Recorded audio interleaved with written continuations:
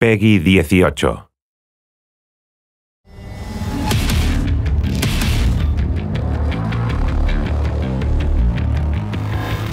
So let's talk a little bit more about that whole push-forward combat that you're describing, and that kind of shows it in action.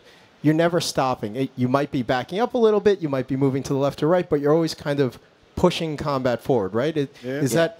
Describe to us how that works and what that means. Yeah, Hugo kind of coined a term around the office that we use is, you're kind of like Bruce Lee on a skateboard with a shotgun, in a skate park. And you kind of get that sense of that space there. It lends itself to always moving forward, always kind of traversing the space. We have a double jump mechanic that allows you to kind of go further or go higher and grab ledges and, change the verticality of the space a lot more than kind of a classic Doom experience. But it is always about kind of moving forward and using the space to your advantage, moving your speed to your advantage. But the enemies can always flank and find a new angle on you. So, as has been said, you stop and you die pretty much in the course of this game. You're never not multitasking. There's always like 4 or 5 guys, and there's a heavy here, and an imp running around, and they have these super shot fireballs, and you could hear it wind up just like in the classic Doom.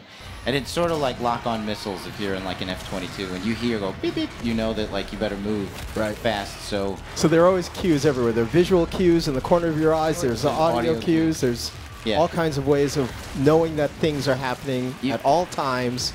Literally, you're always in danger. In the middle of an arena, I'll just do figure 8s even when I'm just paused because they're always trying to nail you with something. And when you play it on hard, one hit, you're dead. You can get into really good combat rhythm, and that's kind of key to the game is just this constant motion and rhythm.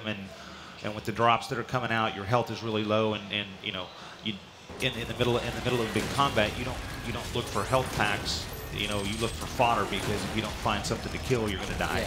Right.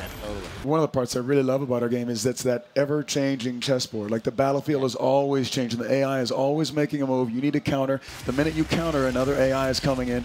And so you've got this game in your head that you're playing just to stay alive and get through it and take guys out. Combat is it's so core to what Doom is to everybody in the world, and it's really strong in our game. It's really fun working. You can't really strategize when you enter into an arena space.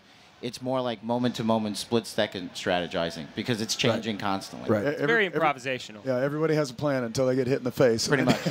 I mean, I love that. I'm hearing improvisational. I hear rhythm. I hear constant movement. So it really is a game of skill, right? Yeah. Absolutely. I mean, it's not just sitting there blasting everything as it comes at you, but you're constantly on your toes. You're constantly being challenged. That's really one of the core pillars of Doom, right? Yeah.